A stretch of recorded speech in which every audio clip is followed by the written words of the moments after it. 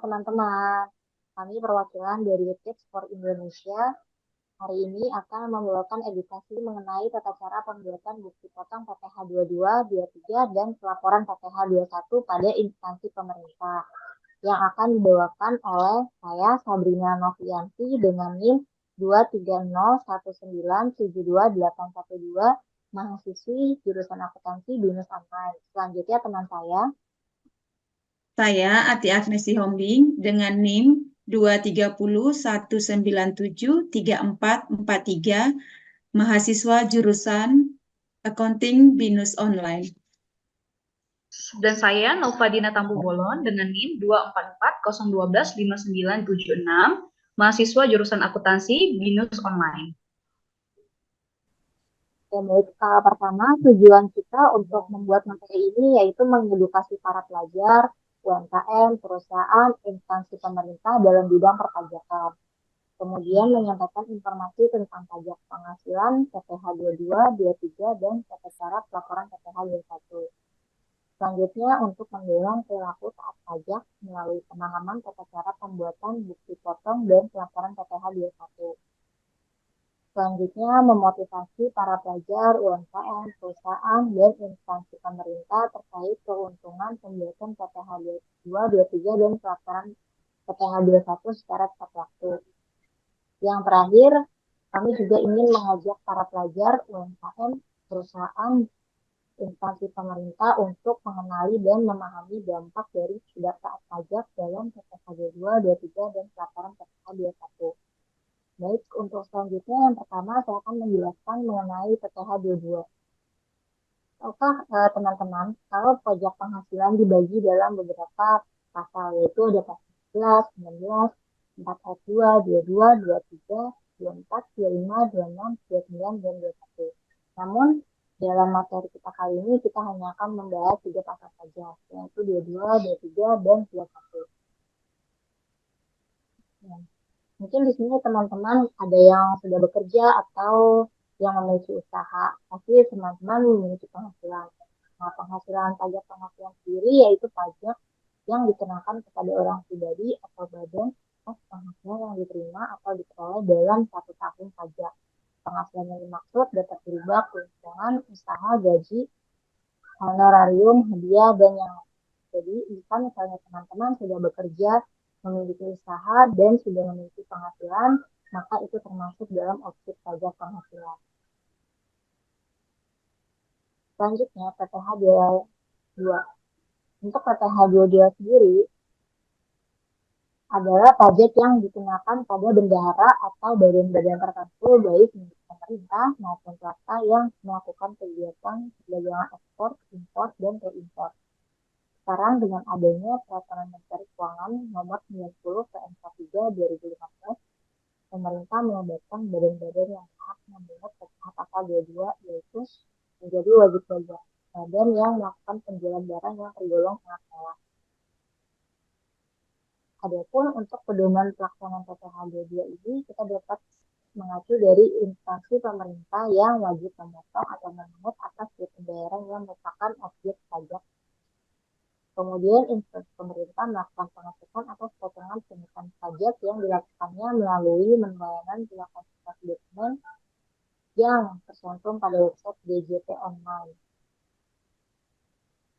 Lalu yang terakhir, instansi pemerintah harus membuat bukti pemotongan atau pemungutan PPh yang dapat berupa BPN, bukti pemotongan, atau dokumen tertentu yang dipersamakan dengan bukti potong PPh. Nah, lalu kemudian apa sih perhitungan pemotongan PPh 22? Untuk dasarnya sendiri itu dilakukan dengan jumlah paling banyak 2 juta, tidak termasuk PPN dan bukan merupakan pembayaran yang dipecah-pecah. Untuk tarif pemotongan PPh 22 sendiri yaitu sebesar 1,5% belum termasuk PPN. Jadi misalnya kalau teman-teman beli barang 2 juta belum termasuk PPN, itu dikenakan tarif PPh pasal 22 sebesar Rp25.000. Adapun untuk tata cara pembuatan bukti PPh 22 bisa saya jabarkan sebagai berikut. Dari login ke website DJP Online, .pajak.go.id, kemudian untuk masukkan NIK NPWP, masukkan kode keamanan, klik login, pilih menu pelaporan, pilih ibu pot instansi pemerintah, pilih SPT investasi, dan selanjutnya teman-teman bisa lihat dari daftar yang saya cantumkan. Oke, baik. Untuk materi selanjutnya akan dibawakan oleh teman saya, Ati Agnes. Terima kasih. Cara pembuatan bukti potongan PPh 23. Di sini ada tertera cara-caranya. Yang pertama, login ke DJP online. Yang kedua, masukkan NIK atau NPWP dalam kata sandi, masukkan kode keamanan, klik login, pilih menu lapor, pilih pra pelaporan, pilih e-bupot instansi pemerintah, pilih SPT unifikasi, pilih rekam, pilih tahun pajak pembuatan bukti potong, pilih masa pajak, pilih identitas, apakah menggunakan NPWP atau NIK. Masukkan nomor NPWP atau NIK, dan klik berikutnya. Pilih kode objek pajak PPh 23, pilih fasilitas yang digunakan, masukkan jumlah penghasilan bruto, tarif dan PPh yang dipotong dan dipungut otomatis membaca. Klik berikutnya, masukkan dokumen dasar pemotongan, klik tambah, pilih nama dokumen, masukkan nomor dokumen, tanggal dokumen diterbitkan, klik berikutnya, pilih penandatanganan, dan centang kolom persetujuan pernyataan, dan simpan bukti potong. Pajak penghasilan PPh 21 adalah pemotongan pajak atas penghasilan yang diterima oleh seorang wajib pajak pribadi atau pekerjaan, jasa, atau kegiatan yang dilakukan di dalam negeri. Umumnya PPh 21 ini berkaitan dengan pajak yang digunakan pada sistem penggajian atau payroll karyawan oleh suatu perusahaan. Cara pelaporan PPh 21 ini lebih panjang daripada pembuatan bukti potong PPh 22 dan 23. Klik login, pilih menu lapor, dan pilih e-filing. Nah, di situ ada menu buat SPT, lalu akan dihadapkan dengan pertanyaan-pertanyaan yang kita pilih sesuai dengan keadaan. Nah, di situ ada pertanyaan, apakah kita menjalankan usaha atau kerja bebas? Nah, jika ya, pilih ya, jika tidak, pilih tidak. Nah, lanjut pertanyaan kedua. Pada pertanyaan kedua, apakah seseorang suami istri menjalankan kewajiban perpajakan terpisah atau pisah harta? Pilih ya atau tidak. Nah, kemudian dihadapkan ke pertanyaan ketiga, apakah penghasilan bruto yang Anda peroleh setahun kurang dari 60 juta rupiah? Jika ya, pilih ya, jika tidak, pilih tidak. Nah, jika tidak, akan dihadapkan ke SPT 170 SS, dan jika tidak, akan dihadapkan ke 170 S. Nah, kita pilih yang lebih dari 60 juta, maka klik 170 S. Kenapa kita pilih yang lebih dari 60 juta? Karena yang 60 juta lebih rumit daripada yang kurang dari 60 juta. Nah, kemudian akan dihadapkan dengan pilih tahun pajak dan klik status SPT, terus klik tambah daftar pemotongnya, siapa yang memotong. Lalu jenis pajaknya, masukkan NPWP memotong, nomor bukti pemotong, dan tanggal bukti pemotong, serta jumlah PPh yang telah dipotong. Lalu masukkan penghasilan neto dalam negeri sehubung dengan pekerjaan. Klik berikutnya, pilih ya atau tidak pada pertanyaan apakah memiliki penghasilan dalam negeri. Jika ya, masukkan. Jika tidak, maka kita lanjut ke berikutnya. Klik ya atau tidak pada Anda yang memiliki penghasilan pajak yang sudah dipotong secara final. Hadapkan dengan pertanyaan berapa tanggungannya. Terus klik selanjutnya, pilih ya atau tidak pada pertanyaan apakah Anda membayar zakat atau sumbangan keagamaan, kegiatan wajib. Lalu pilih status kewajiban perpajakan suami istri. Klik selanjutnya, pilih ya atau tidak apakah Anda memiliki penghasilan atau pengurangan PPh 24 dari penghasilan luar negeri.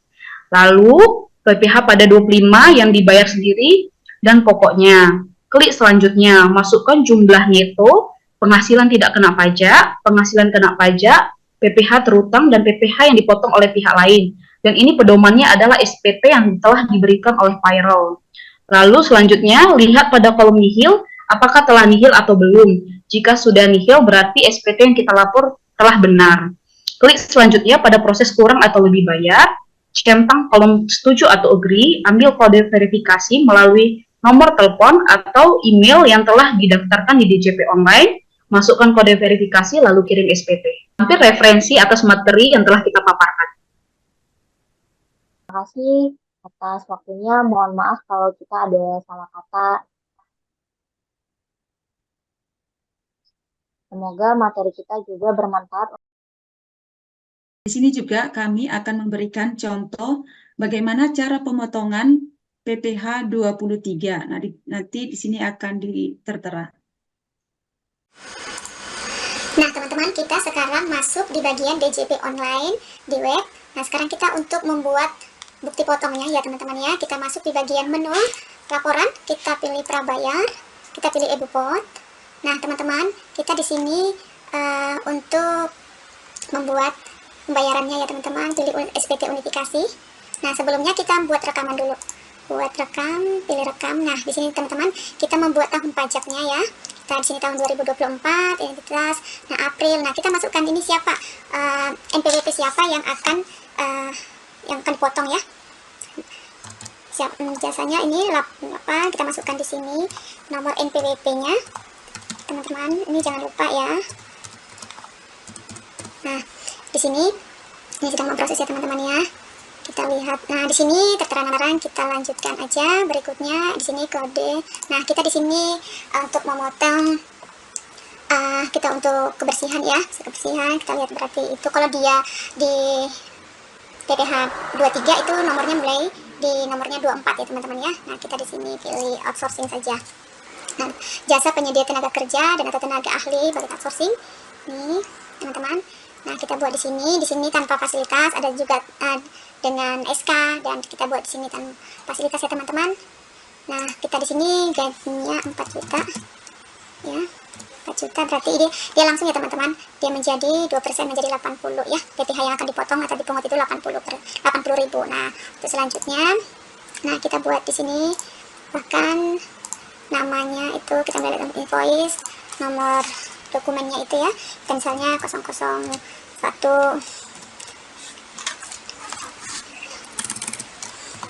invoice, biasanya di pojok ya, di pojoknya itu di bagian invoice ada tertulisnya 2024 bulan 4 ya, bulan 4 2000.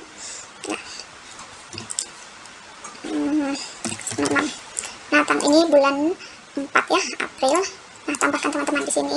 Nah, untuk selanjutnya berikutnya, dan kita isi di sini juga penandatangannya siapa, itu pengurus. Nah, ini masih proses, teman-teman. Penandatanganan bukti potong itu adalah kebetulan ya bendahara.